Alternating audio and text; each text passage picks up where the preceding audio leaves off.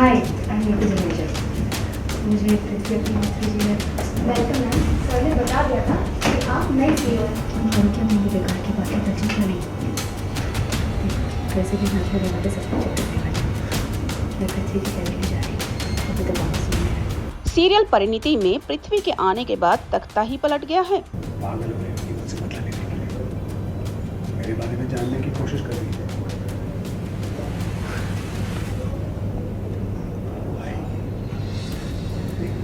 जी हाँ, पृथ्वी ने नीति को बना दिया है अपनी कंपनी का सीईओ और नीति अब ऑफिस जाने लगी है।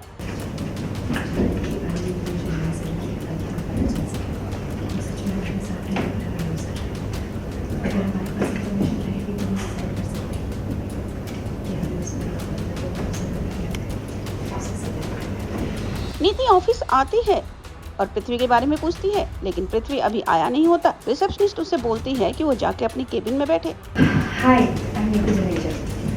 मुझे पृथ्वी अपनी मंत्री जी ने वेलकम मैम। सर ने बता दिया था कि आप नई सीईओ हैं। आपका ऑफिस फर्स्ट फ्लोर पर कॉन्फ्रेंस रूम के बराबर वाला। आप कैबिन में आराम से जाइए। पृथ्वी सर जैसे ऑफिस आएंगे आपको बुला लेंगे। Thank you.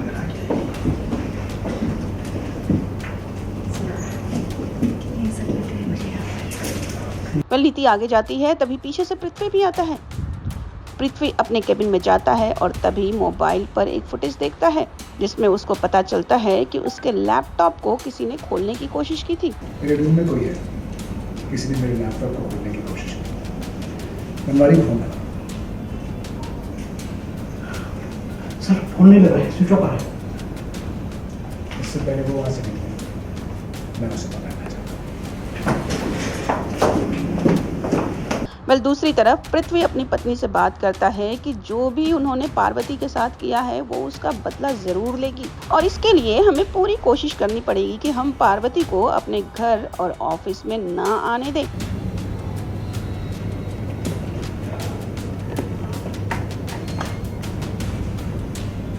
मैं जा रहा हूँ, घर का ध्यान रखो।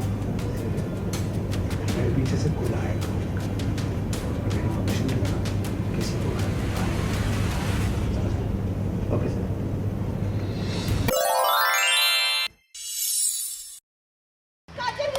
इस गेम में तो पिट्टू से भी ज्यादा मजे आ रहा है। ये तो बेस्ट बंदे एवर। अटैक! यस!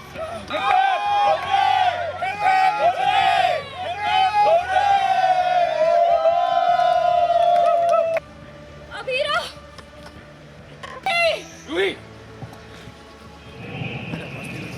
सीरियल ये रिश्ता क्या कहलाता है में रूही हो गई है बेहोश, जिसकी वजह से अरमान, अभीरा और रोहित तीनों हो गए हैं परेशान। Ruhi wake up. रूही आंखें खोलो। रूही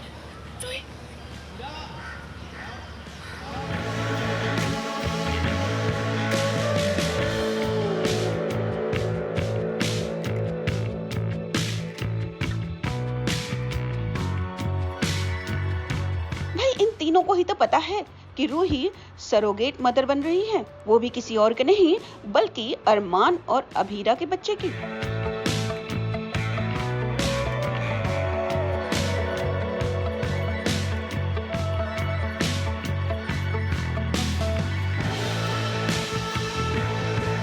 जी हाँ, सीरियल में चल रहा है हाई पॉइंट ड्रामा। आपको बता दें कि मौका है मनीषा के बर्थडे सेलिब्रेशन का, जहां पर सभी मिलकर खेल रहे हैं एक गेम।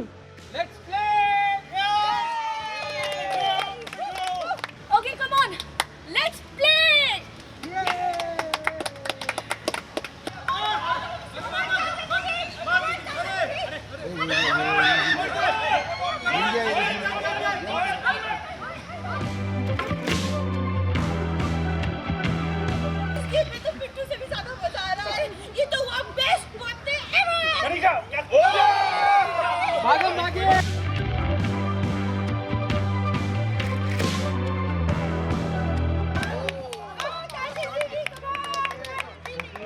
ये बात किसी को नहीं पता है कि रूही मां बनने वाली है और इसकी वजह से अरमान, अभीरा और रोहित तीनों काफी परेशान हैं क्योंकि इस गेम में उन्हें रूही को बचाना है। रूही को बॉल नहीं लगने देना है और रूही को कुछ ज्यादा उछलने भी नहीं देना है।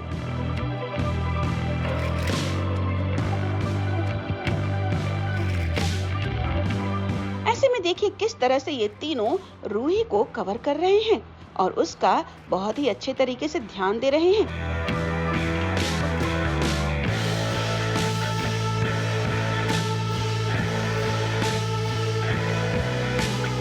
लेकिन इतना ध्यान देने के बावजूद भी रूही हो जाती है बेहोश, जिसकी वजह से मच जाती है अफरा तफरी।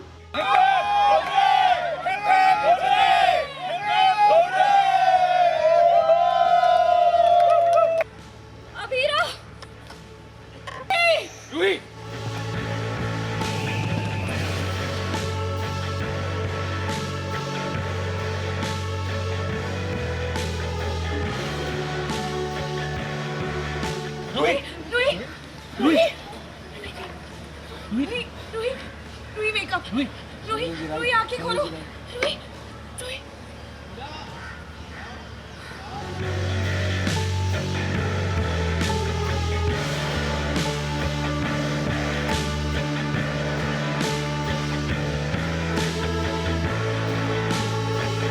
अब चलिए आपको दिखाते हैं अरमान को। चिलचिलाती धूप में खेलने की वजह से अरमान भी थोड़ा सा अनईजी सा फील करता है। विद्या उसके पास आती है, वो घबरा जाती है, लेकिन भाई अरमान तो विद्या से नाराज है और वो विद्या का हाथ छुड़ा के चला जाता है और अपने पापा से पानी की बोतल लेकर अपने मुंह पे छींटे मारता है।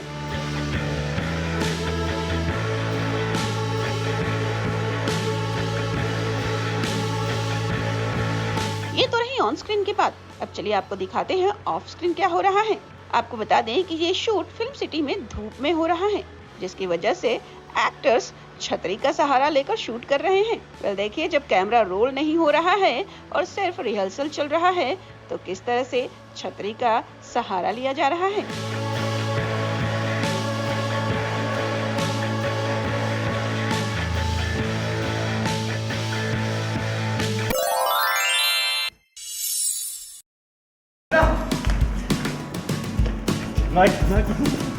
मैं बहुत खुश हूँ। अरे रुकिए डॉक्टर बाबू, बताइए तो सही हुआ क्या है?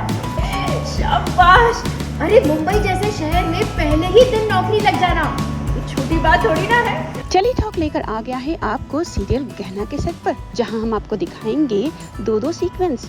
वेल पहले सीन में हम आपको लेकर चलते हैं कि आयुष्मान बताता है कि उसे नौकरी मिल गई है। मैं बहुत खुश हूँ। अरे रुकिए डॉक्टर बाबू, बताइए तो सही हुआ क्या है? परेशान हो रही है कि हमारी आगे की जिंदगी कैसे चलेगी, हमारे बच्चे का भविष्य क्या होगा। तुम्हें चिंता करने की कोई जरूरत नहीं, मुझे नौकरी मिल गई है कहना। कहा नौकरी? डॉक्टर बाबू, ये तो बहुत खुशी की बात है, बधाई हो आपको। माँ बाबूजी जल्दी आइए।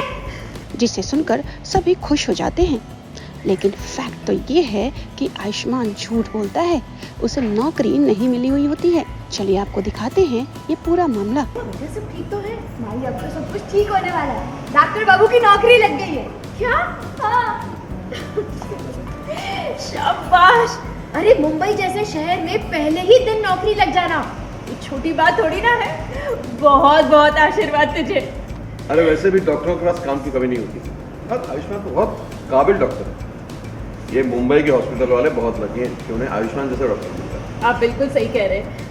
बेटा काम कब से शुरू करना है? आप बिल्कुल सही कह रहे हैं। अरे काम कब से शुरू करना है? बस कल से ही शुरू करना है। सर आपका व्यू, आई एम सॉरी, मुझे आप सबसे झूठ बोलना पड़ रहा है कि मुझे जॉब मिल गया, पर मैं क्या करूँ, मैं आप लोगों की उम्मीद तो तोड़ नहीं सकता। बस अब मुझे किसी भी तरह जल्द ही कुछ दिनों में जॉब ढूंढना पड़ेगा ताकि ये झूठ मुझे ज़्यादा दिन बोलना ना पड़े। वेल अब दूसरे सीक्वेंस की बात करें तो गहना और आयुष्मान आ चुके हैं फ्लैशबैक में, जहां पर गहना और आयुष्मान अकेले नहीं हैं, बल्कि उनके हाथ में है एक बेबी भी। आपको बता दें कि ये रियल लाइफ स्टोरी नहीं है, बल्कि ये तो है इमेजिनेशन वाली स्टोरी।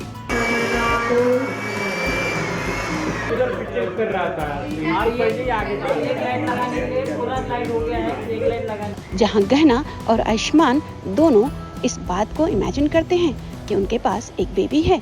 चलिए आपको दिखाते हैं इन दोनों का ये क्यूट मोमेंट।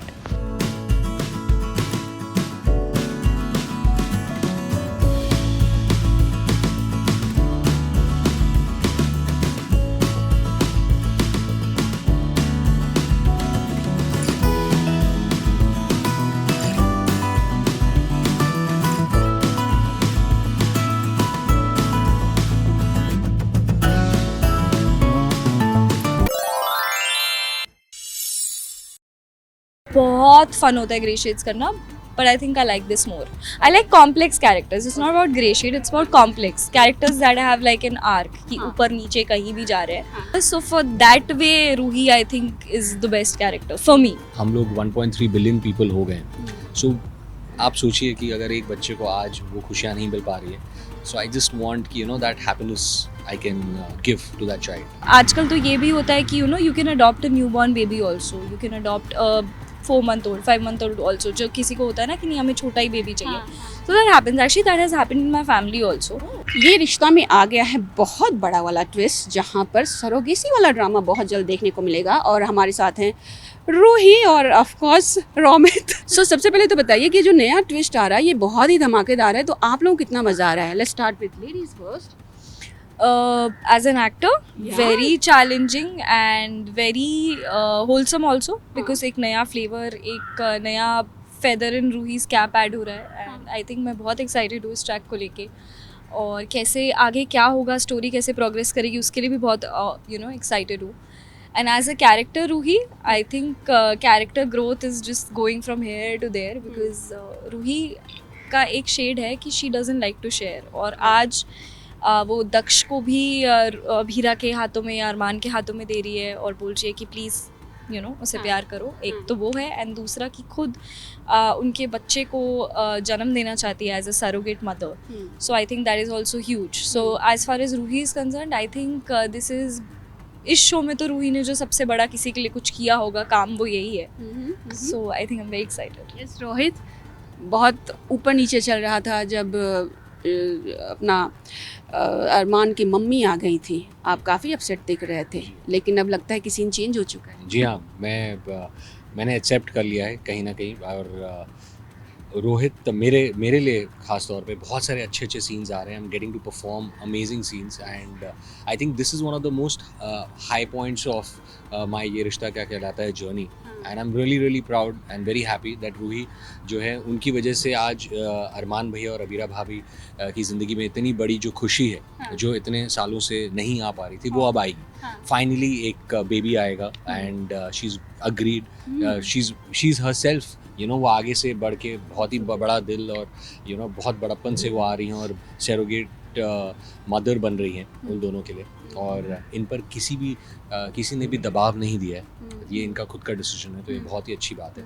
और कहीं ना कहीं रोहित को ये लगता है कि रोहित हमेशा अपने बड़े भाई के लिए हमेशा खड़ा रहा है. वो अपने बड़े भाई से बहुत प्यार करता है, एंड वो ये भी जानता है कि रोहित अरमान भैया और रूही का एक पास्ट रहा है. और वो सारी चीज़ों को एक्सेप्ट करके आज रोहित जो है कितना he is feeling so proud कि रूही जो है वो इतना बड़ा स्टेप लिया. एक्चुअली ये वाला जो ट्विस्ट है ना, तो ये एक्चुअली जब भी मैं शो के क्लिप्स देखती हूँ तो मुझे भी वो चीज़ें याद आती है when you are mad about Armaan. क्या हम भूल नहीं सकते? क्या हम आगे नहीं बढ़ सकते? तो बेसिकली रूही आगे बढ़ चुकी है, रोहित के साथ बढ़ चुकी है. रोहित है, उन दोनों का जो बेबी है दक्ष है. तो अभी हमने दक्ष का फर्स्ट बर्थडे भी सेलिब्रेट किया है. तो आई थिंक उन बातों को भी 1-1.5 साल तो हो ही गया होगा ऑलमोस्ट. तो होता है ना, लाइफ में आगे बढ़ जाते हैं. एंड अब अरमान मेरे जीजू हैं, मेरे देवर है जेठ है, और बड़े हैं मुझसे ऑफ कोर्स. तो अब वैसा कुछ भी नहीं है, और ये जो भी हो रहा है अब एक्चुअली में रूही अपनी बहन अबीरा के लिए कर रही है. सो अभी I think things have really changed, because it's more about Ruhi and Abeera का रिश्ता. एंड आई थिंक इस पूरे सीन में one highlight for me was that मैं पहली बार अबीरा को अपनी फैमिली मानती हूँ. तो अबीरा के लिए भी और रूही के लिए भी वो एक काफ़ी स्वीट मोमेंट था. और ऐसा था कि वो रूही जो अबीरा को अपना बहन नहीं मान रही थी, उसे धक्के मार देती थी, दक्ष नहीं शेयर करना चाहती थी. आज as a mother probably she has grown, she has changed. Saint now. But do you feel those days जब आप grey shade play करते थे? मतलब do I like it? Yeah, no, miss, I'm saying. Miss. Yeah. Actually it is really fun. It is, हाँ, बहुत fun होता है grey shades करना. But I think I like this more. I like complex characters. It's not about grey shade. It's about complex characters that have like an arc. कि ऊपर नीचे कहीं भी जा रहे हैं, या फिर उनका क्या हो रहा है, या उनके अगर वो कुछ ईवल भी हैं, या अगर उनके दिल में भी कुछ बुरा आ गया है तो वो किस रीज़न से आ रहा है. I like to understand that and play characters. So for that way Ruhi I think is the best character for me. And to be honest मैं रोहित कैरेक्टर से इतना रिलेट करता हूँ. I love my character so much because हर episode में हम कुछ अलग कर रहे हैं. कभी रूही के साथ रोमांटिक सीन्स हो रहे हैं, कभी अरमान भैया के साथ ब्रदर बॉन्ड है, कभी मैं उनसे नाराज़ हो जाता हूँ, कभी दादी सा और विद्या के अगेंस्ट हो जाता हूँ अपने भाई के प्यार के लिए. तो ये सारी जो चीज़ें हैं ये आपको एक ही हफ्ते में करने को मिलती है. एंड इतना दैट्स एक्साइटिंग. एग्जैक्टली. इसलिए कोई नेगेटिव या कोई पॉजिटिव नहीं है. It's all situation based. I think Ruhi के साथ भी जो कुछ भी हुआ in the past, I think वो सिचुएशंस ऐसी थी. एंड कहीं ना कहीं अगर रोहित को भी लग रहा था कि उसके साथ कुछ अलग हुआ है, वो गलत हुआ है, वो घर छोड़ के चला गया, फिर वापस आया, तो he is accepted those flaws. वो अपने आप से भी एक्सेप्ट कर चुका है. एंड वो हर एक सिचुएशन को देख के कैसे रिएक्ट करना है. तो अब सिरोगेसी के थ्रू बेबी आएगा और फिर आगे क्या होगा वो देख. बेबी आएगा, फिर वो जर्नी फिर वो एक जर्नी एक अलग होगी. क्योंकि अभी फ़िलहाल तो हम बहुत सब खुश हैं. एंड हम खुशियाँ दे रहे हैं अरमान भैया और अबीरा भाभी को. And I think the writers will surprise us again. I think ये 3 महीने का कुछ लीप हुआ है ना. 5 months. 5 months का लीप. 5 months का लीप हुआ है. बेसिकली दक्ष 1 साल का हो चुका है. अभीरा अरमान भी अपनी लाइफ में थोड़ा बेटर कर रहे हैं. अरमान का एक बिजनेस स्टार्ट हो चुका है. अभीरा और अरमान के घर में भी अब सिचुएशन बेटर है. पहले पोदार हाउस से जाने के बाद वो लोगों का काफ़ी फाइनेंशियली स्टेबिलिटी नहीं थी. सॉरी, अभी बेटर है. So in that sense I think to establish all of that leap happened. And वही है. So if you really see वो जो आप कह रहे हो रूही की मैडनेस और आज के दिन में एक्चुअली में बहुत टाइम जा चुका है. इन रिश्ता वर्स बहुत 1-1.5-2 साल हो चुका है. एंड लोग ओवरनाइट भी बदल सकते हैं, कभी 2 सालों में बदल जाते हैं. और ये भी हो सकता है कि आज जो हो रहा है वो भी हम 2 दिन बाद बदल जाए. You never know. So I think like Romit said, that's the beauty of it.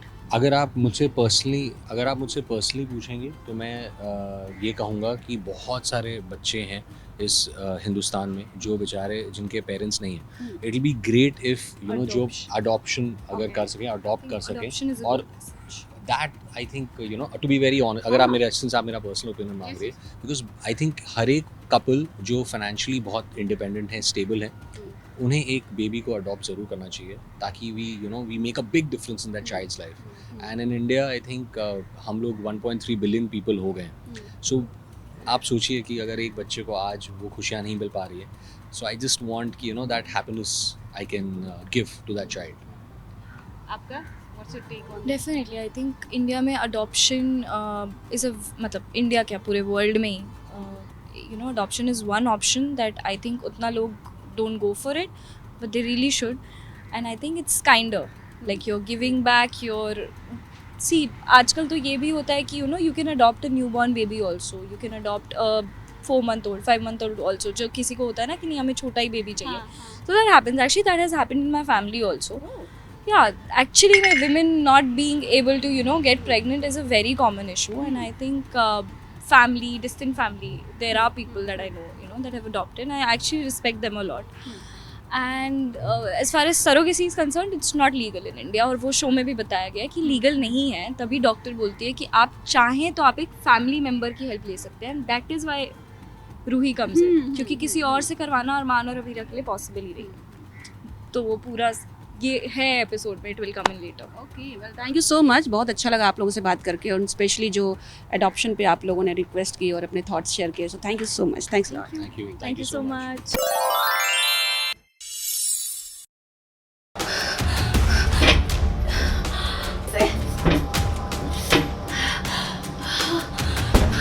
अब कैसे बाहर निकलूंगी? कोई है बाहर? मुझे बाहर निकालो. सीरियल मंगल लक्ष्मी में आया बड़ा ट्विस्ट, जहां मंगल गिरी पानी की टंकी में दम घुटने से हुई परेशान. क्यों नहीं खुल रहा? इसको क्या हो गया? इतना टाइट कैसे बंद हो गया?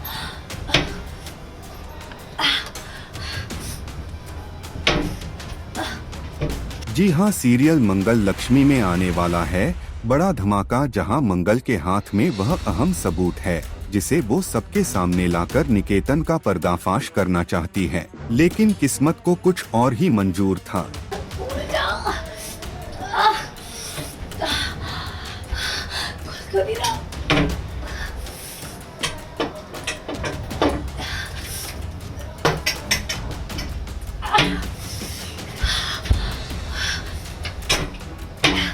दरअसल मंगल टंकी में गिर जाती है और बाहर निकलने की पूरी कोशिश करती है।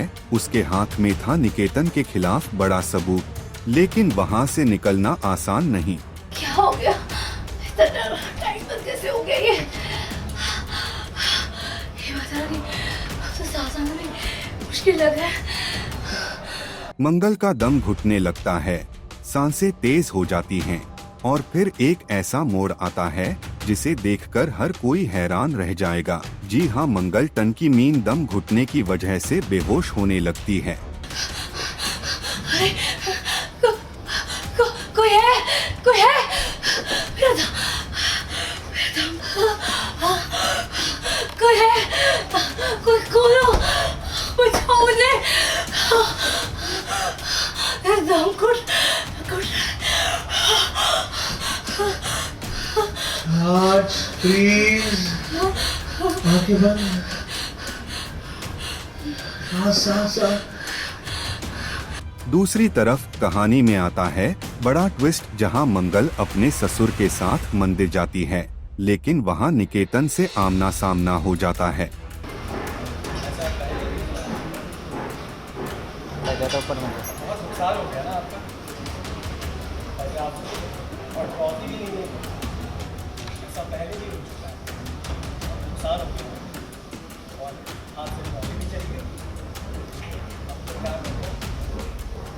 लगता है दुनिया के तारे और लोगों की हाय हाय की आवाज़ अब तक हमारे कानों में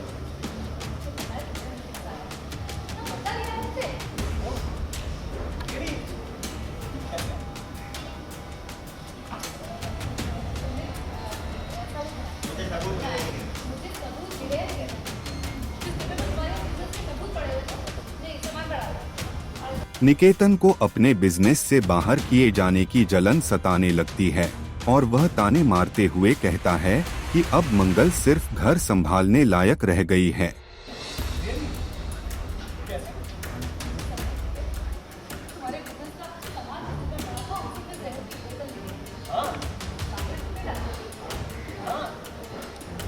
तो फिर तुम यहाँ पूजा की थाली लेके क्या कर रही हो? अरे जाओ ना, पुलिस स्टेशन जाओ, जाके कंप्लेन लिखाओ, मेरी जाके सबूत दिखाओ। मेरे खिलाफ अगर तुम्हारे पास एक सबूत होता ना मंगल, तो तुम आज यहाँ मंदिर में पूजा करने नहीं आई, बल्कि वहाँ पुलिस स्टेशन में जाके खड़ी होगी और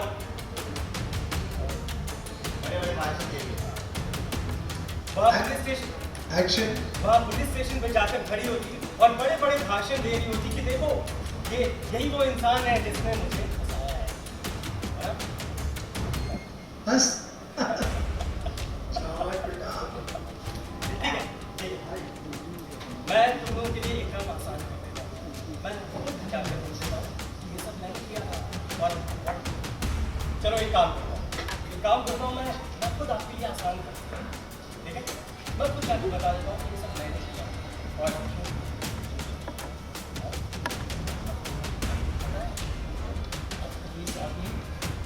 तुम्हें तो जेल होनी चाहिए। तो अंकल जी का लिहाज कीजिए और उसकी बातें सुनकर मंगल का खून खौल उठता है, लेकिन मंगल के ससुर जी मंगल को समझाते हैं, अब फैसला तुम्हें करना है, या तो ऐसे इंसान से डरकर रहना है या फिर इसे सबक सिखाना है। ऐसे इंसान से डर जाना है या उसे सबक सिखाना।